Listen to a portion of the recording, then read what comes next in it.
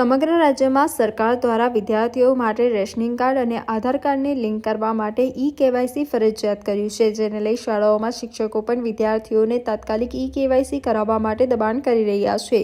તો બીજી તરફ સરકારની સિસ્ટમમાં યોગ્ય સુવિધાઓને ઊભી નહીં કરાતા વાલીઓ અને વિદ્યાર્થીઓને ધર્મે ધક્કા ખાતા વખત આવતો હોય છે. સરકારના સર્વર કેટલીક વખત ડાઉન થતાં કામગીરીને પણ અસર પહોંચતી હોય છે. તો બીજી તરફ ઈ-કેવાયસી માટે વિદ્યાર્થીઓને પણ સાથે રાખવાના હોય વાલીઓ પોતાના બાળકોને શાળાઓમાં રજા પાડી સવારે 5 વાગ્યાથી કડકડતી ઠંડીમાં લાઇનમાં લગાડી પડે છે અને લાઇનોમાં ઊભા રહ્યા છતાં પણ સર્વર ચાલશે કે કેમ, તેઓનો નંબર આવશે કે કેમ, તેવા જ સવાલો ઊભા થતા હોય છે.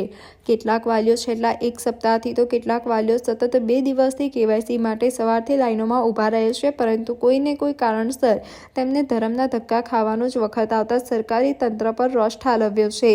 વાલીઓની એક જ માંગ છે, કોઈ પણ યોજના બહાર પાડો તો સૌ પ્રથમ તેની યોગ્ય સિસ્ટમ ગોઠવવી જોઈએ, જેથી કરીને વાલીઓ કે બાળકોને સુવિધાનો અહેસાસ ના થાય અને સરળતાથી કામ થાય તેવી માંગ કરી છે. મારું નામ કદમ વૈષ્ણવી છે. હું કેવાયસી માટે આવી છું.